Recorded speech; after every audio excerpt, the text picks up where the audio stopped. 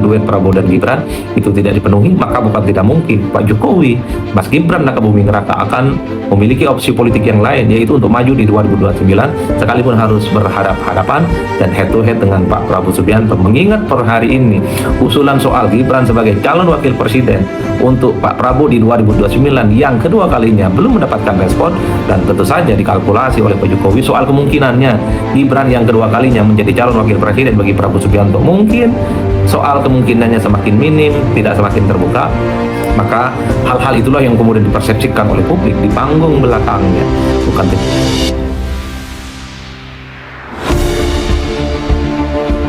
Soal momen kebersamaan dan kehangatan Pak Prabowo Subianto dengan Pak Jokowi dan Gibran Raka Buming Raka, dari video-video yang kita saksikan di media-media mainstream, di TV, di media online yang disiarkan secara terbuka, Prabowo Subianto diapit oleh Pak Jokowi dan Gibran Raka Buming Raka ramai. Dan bahkan kalau kita hitung rata-rata secara umum, ketika Prabowo Subianto diapit duduknya oleh Pak Jokowi dan Gibran Raka Buming Raka, itu syutingnya lama, itu lama sekali, seakan-akan ingin memberikan pesan politik.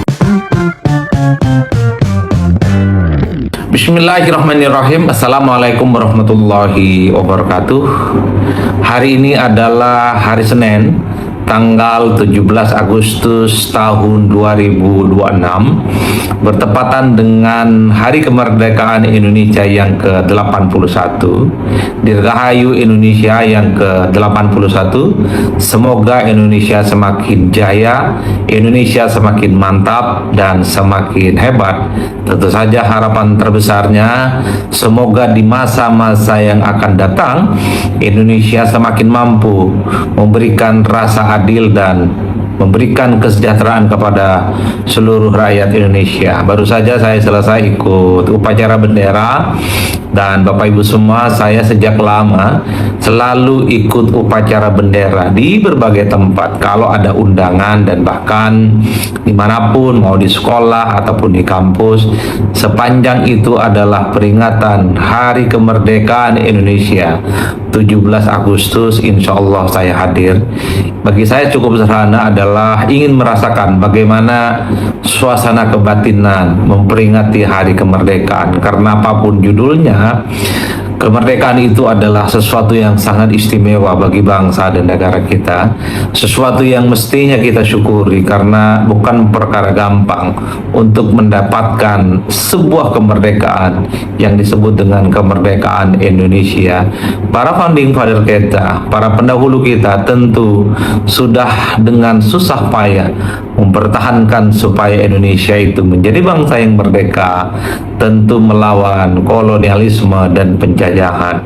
Meski pada saat yang bersamaan banyak sekali yang seringkali muncul narasi dan kritik-kritik, untuk apa Agustusan tiap tahun, upacara setiap tahun, itu hanya sebatas seremonial, itu hanyalah sebatas ritual dan semacamnya.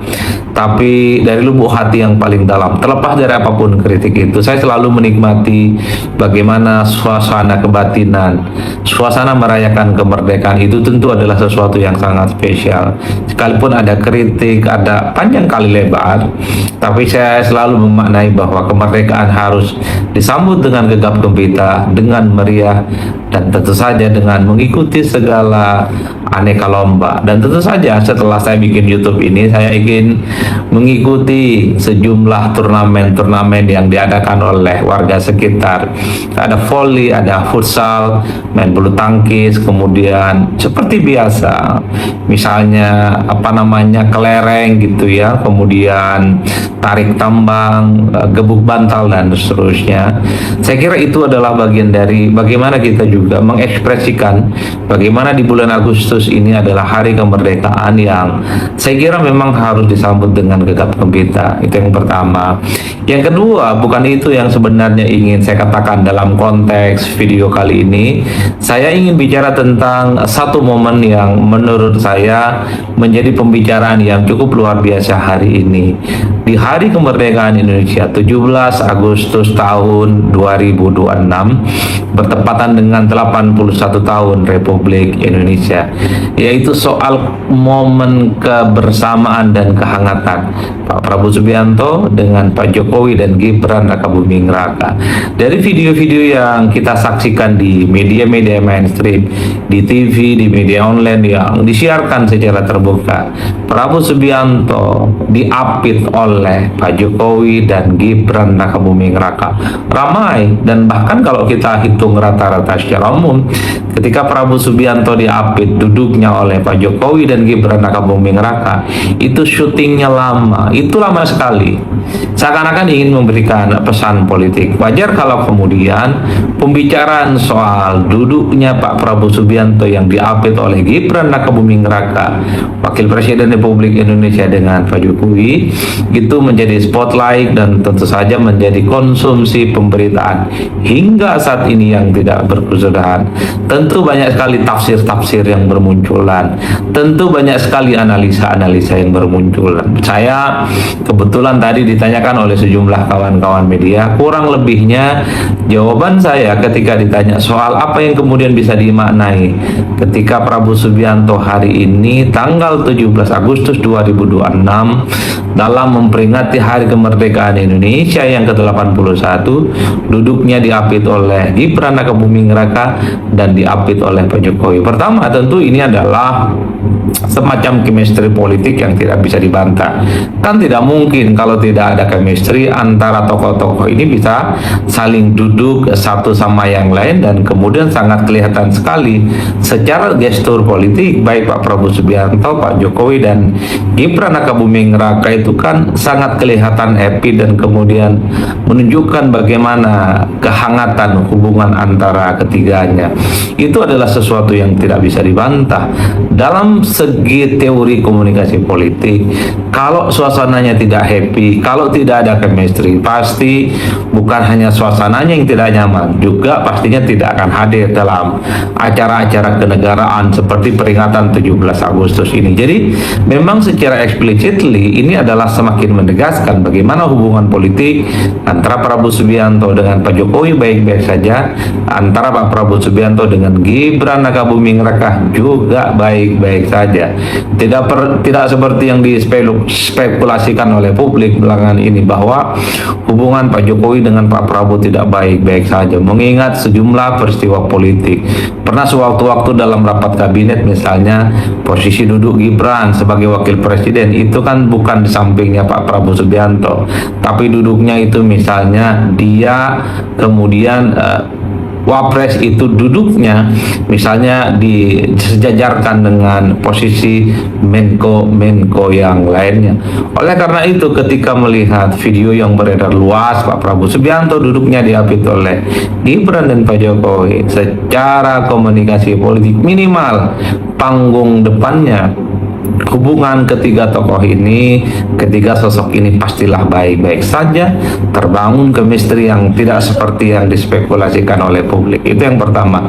Yang kedua, memang tentu saja banyak hal-hal yang kemudian dianggap sebagai sesuatu yang agak sedikit rasional jika kemudian muncul persepsi publik bahwa hubungan politik antara Pak Jokowi dengan Pak Prabowo dengan Gibran Rakabuming Raka itu tidak baik-baik saja, karena memang kurang lebih hampir 1 tahun misalnya peran politik Mas Gibran Rakabuming Raka itu kelihatan tidak terlampau tampak ke permukaan di tengah situasi politik yang cukup berhembus kencang, baik isu-isu internasional, isu-isu global, ataupun isu-isu yang muncul di dalam negeri. Kita dan publik semua mungkin tidak pernah melihat Mas Gibran sebagai wakil presiden itu memberikan positioning politik dan statement-statement politik untuk penegasan sebagai bentuk keberpihakan dan dukungannya secara total terkait dengan kebijakan politik pemerintah. Dulu publik masih ingat ketika pemerintahan Indonesia dipersoalkan terkait dengan bergabungnya dengan BOP, Board of Peace. Di situ ada Amerika dan di situ juga ada Israel. Isunya cukup sensitif dan cukup luar biasa. Publik publik saat itu tidak pernah melihat bagaimana statement politik, narasi yang dibangun oleh Mas Gibran sebagai wakil presiden, ataupun ketika muncul kritik-kritik publik terkait dengan soal bagaimana program MBG itu dihentikan, Koperasi Desa Merah Putih dihentikan, ada demo di berbagai tempat, di Jakarta, di Jogja, di Surabaya, dan di daerah-daerah yang lain. Kita dan publik semua agak jarang melihat Pak Wapres memberikan statement-statement politik, memberikan pembelaan bahwa MBG itu, Koperasi Desa Merah Putih itu adalah sesuatu yang sangat serius, sesuatu yang memang menjadi program populis yang harus dilanjutkan. Bahkan di berbagai momen-momen penting, misalnya Mas Wapres Gibran Rakabuming Raka, ya tentu saja tidak seperti tahun yang sebelumnya yang cukup aktif. Kalau tahun sebelumnya, terutama 2024 hingga 2025, memang Mas Wapres itu gerak cepat, gerak cepat sekali. Sesaat setelah dilantik misalnya, Mas Gibran itu membuat apa yang disebut dengan lapor Mas Wapres sebagai pintu komunikasi.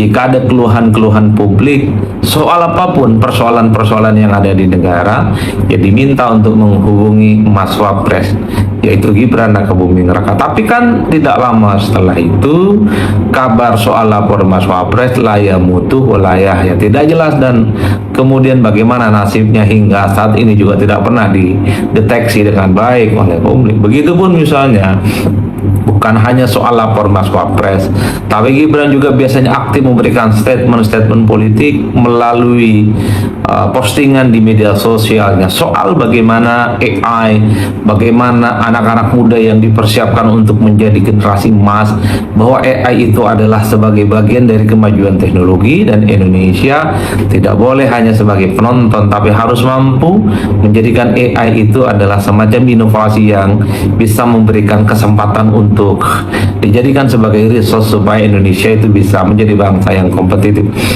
Artinya apa? Di tahun pertama memang kalau kita hitung rata-rata secara umum, Gibran sebagai wakil presiden banyak sekali membangun narasi-narasi khususnya untuk kepentingan bangsa dan negara, anak muda, AI, industrialisasi, hilirisasi, dan bahkan begitu banyak melakukan safari dan kunjungan politik ke berbagai daerah, ke NTT, ke Papua, dan seterusnya. Tapi memang memasuki tahun 2026, kalau kita hitung rata-rata secara umum, peran Gibran sebagai wakil presiden minimal speak up di publik ataupun posisi politiknya ketika ada isu global, ketika ada isu nasional yang sangat sensitif menjadi sasaran publik soal kebijakan politik pemerintah, kita pun juga jarang melihat bagaimana statement politik yang diamplifikasi oleh wakil presiden, baik melalui media sosial ataupun rilis secara terbuka melalui akun resmi, akun wakil presiden Republik Indonesia. Dan bahkan setelah lama sekali tidak mendengarkan narasi yang disampaikan oleh Mas Wapres Gibran Rakabuming Raka terkait dengan berbagai isu, dalam sebuah rapat kabinet tiba-tiba posisi duduk wakil presiden tidak lagi di sebelahnya presiden, tapi kemudian duduknya sejajar dengan Menko yang lainnya. Itulah yang kemudian dianggap sebagai trigger, yang kemudian dianggap sebagai tanda-tanda tebal, sebagai sinyalmen bahwa hubungan antara presiden dan wakil presiden, yang notabene-nya wakil presiden ini adalah putra dari Pak Jokowi, tidak baik-baik saja. Muncul narasi-narasi yang berhembus cukup kencang di media sosial, muncul meme gitu ya, yang kemudian memberikan bahwa telah terjadi gonjang-ganjing hubungan politik yang tidak baik-baik saja.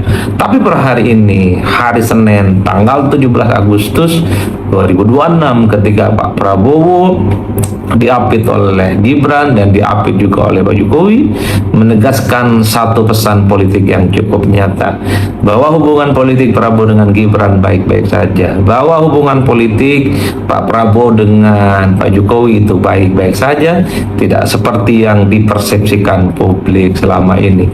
Dalam teori komunikasi politik, minimal panggung depannya ada chemistry, ada hubungan yang kemudian kemudian saling hangat dan saling akrab satu sama yang lain. Meski di panggung belakangnya kita juga tidak pernah tahu apakah hubungan para tokoh ini baik seperti di panggung depan atau justru sebaliknya, karena banyak sekali desas-desus, misalnya soal kemungkinan manuver politik Pak Jokowi, manuver politik Gibran jika proposal politik 2 periode pasangan duet Prabowo dan Gibran itu tidak dipenuhi, maka bukan tidak mungkin Pak Jokowi, Mas Gibran Raka Buming Raka akan memiliki opsi politik yang lain, yaitu untuk maju di 2029 sekalipun harus berhadap-hadapan dan head to head dengan Pak Prabowo Subianto. Mengingat per hari ini usulan soal Gibran sebagai calon wakil presiden untuk Pak Prabowo di 2029 yang kedua kalinya belum mendapatkan respon,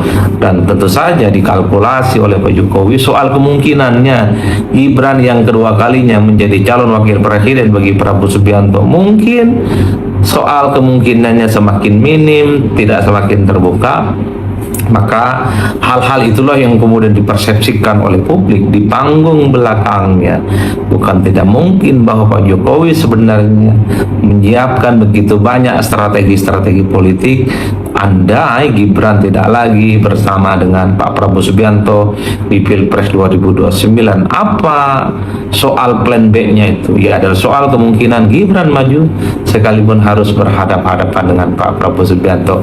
Itu analisa-analisa politik yang saya coba untuk akumulasi dari begitu banyak percakapan-percakapan di ruang publik dan salah satunya di media sosial. Saya kira di situ Bapak Ibu semua, semoga bermanfaat. Dirgahayu Indonesia yang ke-81 tahun. Mari kita doakan bangsa ini semakin hebat, semakin besar, semakin akrab, semakin guyup, dan tentu mampu menghadirkan keadilan, pemerataan secara menyeluruh terkait dengan pembangunan dan ekonomi bagi seluruh rakyat Indonesia. Salam politik syaun-syaun, pastinya mantap semantap-mantapnya. Assalamualaikum warahmatullahi wabarakatuh.